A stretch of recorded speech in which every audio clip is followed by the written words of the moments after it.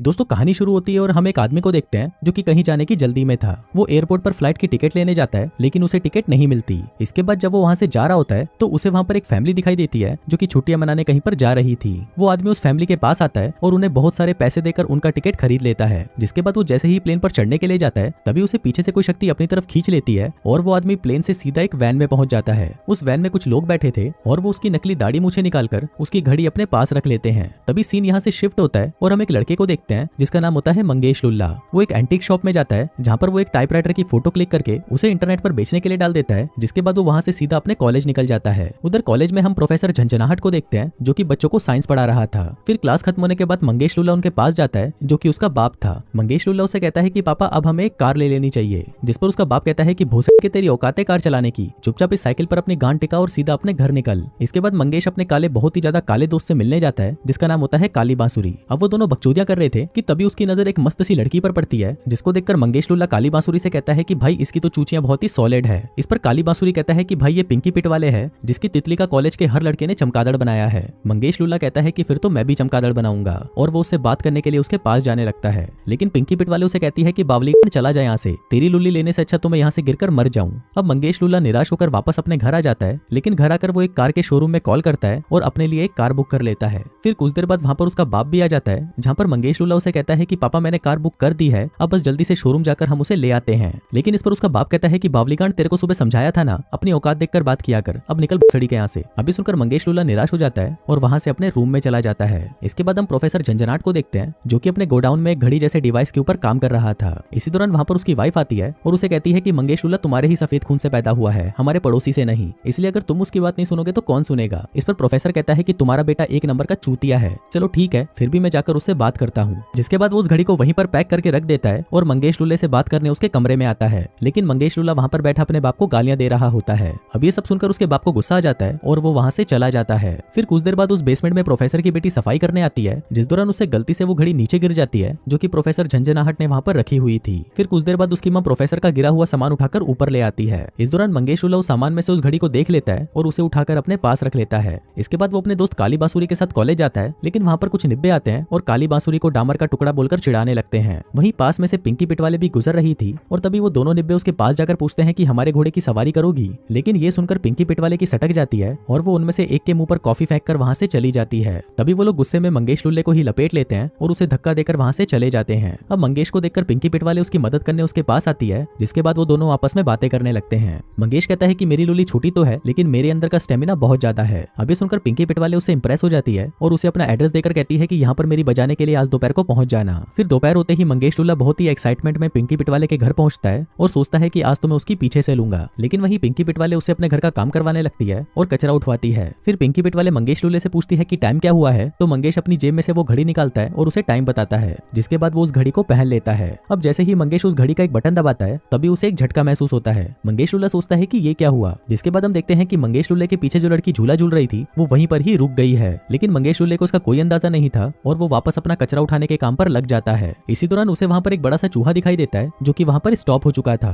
मंगेश लुल्ला उसे डराकर भगाने की कोशिश करता है लेकिन वो चूहा नहीं हिलता। जिसके बाद मंगेश उसे उठाकर पिंकी को दिखाने के लिए उसके घर के अंदर ले आता है। लेकिन अंदर आकर वो देखता है कि वहाँ पर पिंकी पिट वाले एकदम फ्रीज हो चुकी है और ये सब ऐसा लग रहा था कि समय अचानक रुक सा गया हो। लेकिन तभी चीजें वापस नॉर्मल हो जाती हैं और उस बड़े से चूहे को वहाँ पर देखकर पिंकी पिट वाले की फटकर 464 हो जाती है। मंगेश लुल्ला पिंकी पिट वाले से माफी मांगता है और कहता है कि वो चूहा तो मर चुका था। जिस पर पिंकी पिट वाले उसे कहती है कि घड़ी के फिर वो जिंदा कैसे हो गया। अब मंगेश लुल्ला अपनी घड़ी देखने लगता है लेकिन तभी पिंकी पिट वाले गुस्सा होकर उस पर पानी डालने लगती है। लेकिन तभी वो पानी उसकी घड़ी पर गिरता है और टाइम फिर से स्टॉप हो जाता है। अब उस रुके हुए पानी को देखकर मंगेश लुल्ला हैरान रह जाता है और तब जाकर उसे समझ आता है कि ये सब इस घड़ी की वजह से हो रहा है। तभी वो उस घड़ी के बटन को फिर से दबाता है और टाइम फिर से नॉर्मल हो जाता है। वहीं पिंकी पिट वाले उस चूहे वाली बात से अभी भी गुस्सा थी इसलिए वो मंगेश लुल्ले को घर से बाहर निकाल देती है। मंगेश लुल्ला पिंकी पिट वाले को मनाने की कोशिश करता है जिसके लिए वो उस घड़ी के बटन को फिर से दबा देता है जिससे टाइम फिर से स्टॉप हो जाता है। लेकिन क्योंकि इस बार पिंकी पिट वाले ने मंगेश लुल्ले के ऊपर अपना हाथ रखा हुआ था इसलिए वो स्टॉप नहीं होती। जिसके बाद वो अपने सामने सब कुछ रुका हुआ देखकर हैरान रह जाती है। पिंकी पिट वाले पूछती है कि ये सब तुमने किया। जिस पर मंगेश लुल्ला कहता है कि ये सब इस घड़ी की वजह से हुआ है। मेरे डैड एक प्रोजेक्ट पर काम कर रहे थे और शायद ये प्रोजेक्ट इस घड़ी का ही था। तभी वो वहाँ पर एक मधुमक्खी को देखते हैं जिसके पंख तो बहुत तेज चल रहे थे लेकिन वो मधुमक्खी उसी जगह पर ही स्टॉप हो चुकी थी। जिसके बाद जब मंगेश अपनी घड़ी देखता है तो उसमें टाइम बहुत तेज चल रहा था। मंगेश लुल्ला कहता है कि मेरे डैड किसी डॉक्टर फुस्की के लिए काम कर रहे थे जो कि मॉलिक्यूल्स की स्पीड के ऊपर था, जिसका मतलब था कि इनको जो भी रुका हुआ दिखाई दे रहा है वो असल में रुका हुआ नहीं था, बल्कि इन लोगों की स्पीड बहुत ज्यादा तेज हो चुकी थी। दोस्तों वैसे ही जैसे फ्लैश भागता है तो उसे सब कुछ रुका हुआ या फिर स्लो दिखाई देता है। इसके बाद वो दोनों घर से बाहर निकल जाते हैं और टाइम को स्लो करके मजे करने लगते हैं। वो एक कुत्ते को उठाते हैं जो कि मूत रहा था और उसे उठाकर एक कार में रख देते हैं। इसी तरह कॉलेज के जो लड़के उसे परेशान किया करते थे वो उनके पेंट स्प्रे के कैन पर होल कर देते हैं, जिसके बाद वो सभी की लोकेशन को चेंज करके उनके मूवमेंट को बदल देते हैं। फिर जैसे ही वो टाइम को वापस नॉर्मल करते हैं तो ये सब होता है। फिर ऐसे ही मजे करने के बाद शाम को मंगेश लुल्ला पिंकी पिट वाले को उसके घर छोड़ने जाता है, जहाँ पर अंदर जाने से पहले वो दोनों एक दूसरे को दबाकर चूसते हैं। इसके बाद मंगेश टाइम को फिर से स्लो कर देता है और बकचोदिया करते करते अपने घर पहुंचता है। लेकिन घर के अंदर जाने से पहले उसे महसूस होता है कि घर के अंदर कोई पहले से ही है। वो घर के अंदर जाता है और वहां से सीधा बेसमेंट में जाता है। इसी दौरान उसे महसूस होता है कि उसके पीछे कोई तो है और फिर जैसे ही वो पीछे देखता है तो उसके सामने एक लड़की आकर उस पर बंदूक चलाने लगती है। लेकिन मंगेश उससे बच जाता है और तभी उसके पीछे खड़ा एक आदमी फ्रीज हो जाता है। अब ये देखकर मंगेश वहां से भागने लगता है, लेकिन वो लोग उसे पकड़ने के लिए उसका पीछा करने लगते हैं। मंगेश भागकर एक वैन के पीछे छुप जाता है और तभी उसे कोई वैन के अंदर खींच लेता है और ये और कोई नहीं बल्कि डॉक्टर फुस्की होता है। इसके बाद मंगेश वैन चालू करता है और वहां से निकल जाता है, लेकिन वो लोग अभी भी उसका पीछा करने लगते हैं। वहीं वैन में डॉक्टर फुस्की अपनी हथकड़ी खोल लेता है और मंगेश लुल्ले से उसकी घड़ी छीनने की कोशिश करता है, जिस वजह से घड़ी का बटन दब जाता है और चीजें वापस नॉर्मल हो जाती हैं। डॉक्टर फुस्की मंगेश से वो घड़ी लेने ही वाला था कि तभी वो वैन से टकरा जाता है और उससे बाहर गिर जाता है, जिसके बाद वो वैन भी बैलेंस में ना होने की वजह से नदी में गिर जाती है। तभी ऊपर से डॉक्टर फुस्की उसे चिल्लाते हुए कहता है कि कुछ भी हो जाए लेकिन उस घड़ी को भीगने मत देना। लेकिन तभी वो घड़ी भी भीग जाती है। फिर कुछ देर बाद जब मंगेश लुल्ले की आंख खुलती है तो वो एक हॉस्पिटल में होता है। तभी वहाँ पर एक पुलिस वाला आता है क्योंकि उसके ऊपर वैन को चोरी करने का इल्जाम लगा था। अब इससे बचने के लिए मंगेश लुल्ला उस घड़ी का इस्तेमाल करने लगता है, लेकिन घड़ी पानी में जाने की वजह से काम करना बंद कर देती है। फिर वो हॉस्पिटल की खिड़की से बाहर देखता है तो वहाँ पर वो लोग भी पहुंच चुके थे जो कि उसके पीछे पड़े थे। अब उसको देखकर वो जल्दी से वॉशरूम में जाता है और घड़ी को सुखाने की कोशिश करता है, लेकिन इसके बाद भी वो घड़ी चालू नहीं होती। अब वो लोग मंगेश को पकड़ने के लिए हॉस्पिटल के अंदर आ जाते हैं कि तभी टाइम वापस स्लो हो जाता है, लेकिन उन लोगों पर इसका कोई असर नहीं होता और वो लोग मंगेश लुल्ले को वहाँ पर ढूंढने लगते हैं। लेकिन मंगेश लुल्ला वहाँ पर पुलिस यूनिफॉर्म पहनकर उनको चकमा दे देता है और बाहर आकर टाइम को वापस नॉर्मल कर देता है। उधर हम उन लोगों के लीडर झपट्टा कुमार को देखते हैं जो कि अपने आदमियों से कहता है कि भेड़ के लोगों, तुम लोगों से एक बच्चे को पकड़ा नहीं जाता। जिसके बाद वो अपने लोगों को वापस बुला लेता है क्योंकि अब उसका प्लान मंगेश लुल्ले के बाप को पकड़ना था। इसके बाद मंगेश पिंकी पिट वाले के घर पहुंचता है और उसे सब कुछ बता देता है कि कुछ लोग मेरा पीछा कर रहे हैं और वो मुझे मारना चाहते हैं, इसलिए मुझे जल्दी से जाकर अपने बाप से मिलना होगा। अभी सुनकर पिंकी पिट वाले उसे अपनी कार की चाबी देती है और कहती है कि मैं तुम्हारी मदद करने के लिए तुम्हारे साथ चलूंगी। अब वो लोग जैसे ही मंगेश के बाप को लेने उसके होटल पहुंचते हैं तभी उस होटल में पहले से ही झपट्टा कुमार पहुंच जाता है और प्रोफेसर झंझनाहट को किडनैप कर लेता है। इसके बाद जब वो लोग रूम में पहुंचते हैं तो उन्हें वहां पर प्रोफेसर झंझनाहट नहीं मिलता। इसके बाद जब वो दोनों वहां से जाने लगते हैं तभी वहां पर एक कचरे का ट्रक आता है और उन्हें उठाकर कचरे में डाल देता है। हम देखते हैं कि ये काम डॉक्टर फुस्की का होता है, जिसके बाद वो मंगेश से कहता है कि भूसा के मेरी घड़ी कहां पर है। तभी पिंकी पिट वाले उसके मुंह पर एक जोर की लात मारती है, जिससे गुस्सा होकर डॉक्टर फुस्की उन दोनों को ट्रक से बाहर फेंक देता है और उनसे अपनी घड़ी मांगने लगता है। अब मंगेश लुल्ला अपनी घड़ी निकालकर उसे देने ही वाला था कि तभी पिंकी पिट वाले उसे फिर से लात मारकर बेहोश कर देती है। इसके बाद वो दोनों उसे बंदी बना लेते हैं और कहते हैं कि तुम साबित करो कि तुम ही असली डॉक्टर फुस्की हो।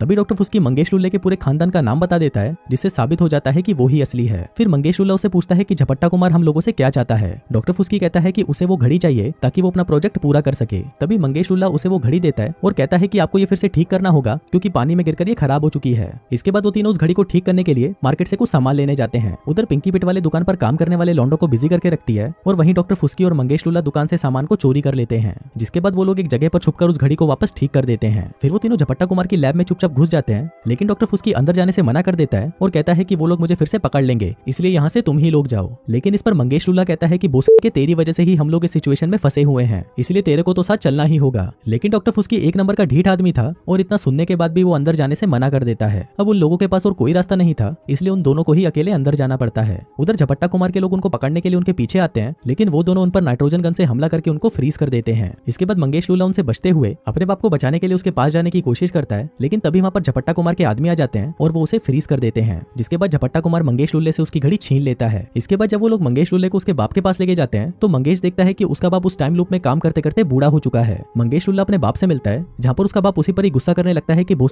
के तू यहाँ पर आया ही क्यों। वहीं दूसरी तरफ हम दलाल को देखते हैं जो कि झपट्टा कुमार से उसका वो प्रोजेक्ट खरीदने आया था, लेकिन झपट्टा कुमार उसे अभी अंदर आने से मना कर देता है क्योंकि उसका प्रोजेक्ट अभी तक पूरा नहीं हुआ था। लेकिन दलाल ऐसे कैसे मानने वाला था और वो अपने लोगों के साथ लैब की दीवार तोड़कर अंदर घुसने की कोशिश करता है, लेकिन वो ऐसा नहीं कर पाता। उधर अंदर मंगेश लुल्ला और उसके साथियों को कैसे भी करके बाहर निकलना था। तभी मंगेश लुल्ला अपनी जेब में से घड़ी निकालता है और कहता है कि उस चूते को तो मैंने नकली घड़ी दी थी और ये घड़ी असली है। जिसके बाद जब वो उस घड़ी को चालू करता है तो उसका शरीर इतना तेज हो जाता है कि वो किसी भी चीज के आर पार जा सकता था। फिर वो उस चैम्बर से बाहर निकलता है, लेकिन तभी झपट्टा कुमार के लोग उस पर हमला करने की कोशिश करते हैं, पर मंगेशुल्ला फ्लैश की स्पीड में वहां से भाग जाता है। उधर झपट्टा कुमार जैसे ही चैम्बर को ओपन करता है तभी वो देखता है कि वहां पर डॉक्टर झंझनाहट और पिंकी पिटवाले नहीं होते, और तभी वहां पर एक जोर का ब्लास्ट होता है जिससे झपट्टा कुमार का पूरा प्रोजेक्ट बर्बाद हो जाता है। इसके बाद मंगेशुल्ला अपने बाप और पिंकी पिटवाले को देखने आता है जो कि एक अंडरग्राउंड टेबल के नीचे छुपे हुए थे। अब वो लोग वहां से भागने लगते हैं कि तभी झपट्टा कुमार उठकर उन पर हमला करने की कोशिश करता है, लेकिन तभी वहां पर डॉक्टर फुस्की पहुंच जाता है और झपट्टा कुमार पर हमला करके उसे फ्रीज कर देता है। इसी दौरान वहां पर दलाल भी पहुंच जाता है जो कि असल में एक सरकारी आदमी था, और वो झपट्टा कुमार और उसके लोगों को पकड़कर अपने साथ ले जाता है। अब सब कुछ ठीक हो चुका था, जिसके बाद मंगेशुल्ला और उसका बाप अपने घर पर आते हैं और अपनी फैमिली से मिलते हैं। उधर हम देखते हैं कि मंगेशुल्ले ने एक नई कार खरीद ली थी जो कि वो हमेशा से लेना चाहता था।